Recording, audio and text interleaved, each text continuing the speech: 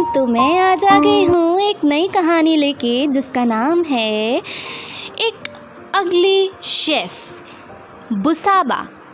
कहानी की स्टार्टिंग होती है एक रेस्टोरेंट के अंदर।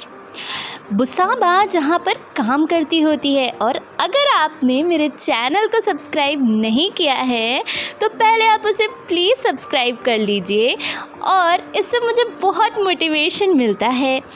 तो कहानी स्टार्ट करते हैं। रेस्टोरेंट के अंदर बुसाबा काम करती होती है। रेस्टोरेंट का सीन दिखाया जाता है। वहाँ पर सब लोग अपने काम में लगे हुए होते हैं। एक कस्टमर आता है जिसको एक रेगुलरली कोकोनट से बनी हुई जो डिश होती है वो नहीं खानी होती है। तो वहाँ का जो सीनियर शेफ़ होता है वो कहता है इसमें कोकोनट मिल्क की जगह कोकोनट ऊपर से ही डलवा दो। पर बुसाबा कहती है कि थाई रेसिपीज़ के हिसाब से ये तो बिल्कुल गलत है और मैं ऐसा नहीं कर सकती हूँ। वो अपने अकॉर्डिंग ही उसके बताए हुए जो मास्टर होते हैं रमपाई, उनके बताए हुए तरीके से कोकोनट को डालती ज़रूर है मिल्क में, पर पता नहीं चलने देती है। और वो जब कस्टमर को खिलाती है तो कस्टमर को पहले लगता है कि इस पर सिर्फ स्पार्कल किया गया है, पर जब वो कस्टमर खाती है तो वो खाते ही रह जाती है और वो कहती है कि बहुत ही अच्छा बना है ये। बुसाबा ये देख के बहुत ज़्यादा खुश हो जाती है। और फिर वो जो सीनियर उसका होता है वो कहता है तुमने मेरा ऑर्डर फॉलो नहीं किया, ऐसा तुम कैसे कर सकते हो। उस पर चिल्लाने लगता है। तो बुसाबा भी हमारी कम नहीं होती, उसे बहुत मारती है। बुसाबा को वहाँ से फायर कर दिया जाता है। पर आज बुसाबा और उसके बॉयफ्रेंड की 17th एनिवर्सरी होती है तो वो खुशी खुशी वहाँ से चली जाती है। फिर दिखाया जाता है एक लेडी बॉस के बारे में। लेडी बॉस यहाँ पे बहुत परेशान होती है, अपने बोर्डिंग मेंबर्स से बताती है कि हम जल्द ही ये होटल बेच देंगे, पर उसका बेटा कहता है कि आप मुझे कुछ मौका दीजिए। फिर वो लेडी बॉस वहाँ से तो चली जाती है और दिखाया जाता है बुसाबा एक होटल के अंदर आती है जहाँ पर वो लड़का जिसका नाम सारुन है, जो लेडी बॉस का बेटा है, उससे वो टकरा जाती है और वो दोनों लोग एक दूसरे के सामने गिर पड़ते हैं। बहुत ही फ़नी सिचुएशन हो जाती है और सारुन पूरा भीग जाता है। सारुन कहता है कि तुम देख के नहीं चल सकती हो क्या, या फिर तुम ऐसे ही चलती हो। तो फिर वो कहती है मैं थोड़ा जल्दी में थी और मैंने नहीं देखा, और वहाँ से चली जाती है वो। और आज बहुत ही ज़्यादा खुश होती है और वो बहुत चिल्ला के अपने बॉयफ्रेंड का नाम पूरे होटल के सामने ले लेती है। वो बहुत ही जल्दी से वहाँ पे मील ऑर्डर कर देती है। वहाँ पे सारुन आता है। सारुन कहता है कि तुम हमारे सारे कस्टमर्स का ध्यान रखना, ज़्यादा नहीं है पर फिर भी ध्यान रखना, क्योंकि अभी उनका होटल उतना अच्छा नहीं चल रहा होता है। फिर वो उसकी पास वाली सीट पे बैठ जाता है। उसे नहीं पता होता है लड़की कौन सी है, पर उसे पता चलता है उसके पीछे जो भी लड़की बैठी है उससे उसका बॉयफ्रेंड अब 17 ईयर्स के बाद ब्रेकअप चाहता होता है। वो उसके लिए एक बहुत ही स्पेशल थाई रेसिपी से बनी डिश लाती है, जो एकदम से वो गुस्से में आके अपने बॉयफ्रेंड के ऊपर फेंकने वाली होती है, पर वो सारुन के ऊपर डल जाती है और सारुन के मुंह में उसके कुछ डिशेस के पार्ट चले जाते हैं। वो खाता है तो खाता ही रह जाता है। वो अपने वेटर से कहता है उसका जो फेंका हुआ टिफ़िन है उसे लेके आओ जल्दी, और देखता है नीचे वाले डब्बे में भी उतनी ही डिश बाकी है। बहुत ज़्यादा वो खुश हो जाता है और वो खुशी से वेटर की तरफ देखता है।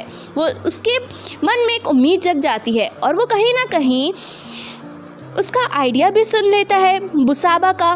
बुसाबा हमने बॉयफ्रेंड से बात करी होती है कि वो रेस्टोरेंट खोलना चाहती होती है, और यहाँ पर दिखाया जाता है बुसाबा रोते रोते वॉशरूम के अंदर आ जाती है और वहाँ पर वो सोचता है ये कौन है जो रो रहा है।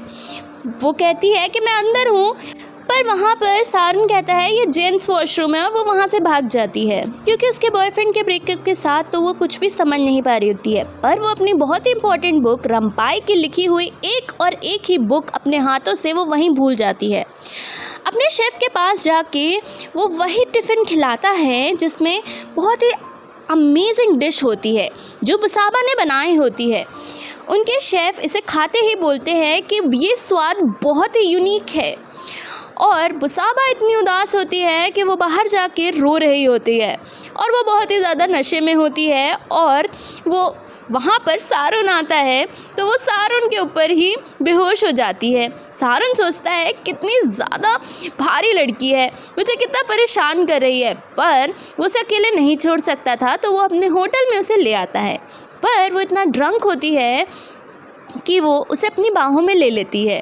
पर थोड़ी देर बाद सारुन हंसने लगता है क्योंकि वो अपने पापा का नाम ले रही होती है। आज वो बहुत ज़्यादा उदास होती है क्योंकि उसके बॉयफ्रेंड ने उसके ऊपर चीट किया होता है कि वो ब्रेकअप चाहता है और उसे कभी भी शादी तो करना ही नहीं चाहता। उस जैसी इतनी गंदी दिखने वाली लड़की से कौन ही शादी करेगा। वो कैसे सबके सामने ऐसे ही बात करती रहती है। फिर वहाँ पे सारुन उसका आईडी कार्ड लेके चला जाता है। सुबह जब वो उठती है तो वो सोचती है वो रूम के अंदर कहाँ से आई। वो चेक इन पे कंफर्म करती है कि वो यहाँ कैसे आई, तो उसे रिसेप्शनिस्ट बताती है कि आपने अपने आप ही चेक इन किया है मिस बुसाबा। बुसाबा वहाँ से चली जाती है। शिप के अंदर दो कपल खड़े होते हैं जिसे देख के उसे अपने बॉयफ्रेंड की याद आ जाती है जो कभी उसे कहता था वैसे ही खड़े होके कि मैं तुमसे शादी करना चाहता हूँ। और फिर बुसाबा अपने घर पहुँचती है। बुसाबा के घर वाले बहुत ज़्यादा परेशान हो जाते हैं कि बुसाबा रात भर कहाँ थी। बुसाबा बहुत उदास होती है जिसकी वजह से जो वो खाना बनाती है वो बहुत ही गुस्से के अंदर बनाती है। और फिर उसकी दादी फिर हमारा मेन लीड सारुन फ़ोन करता है अपने शेफ़ को डिस्कस करने के लिए कि हम लोग इसे कैसे हैंडल कर सकते हैं।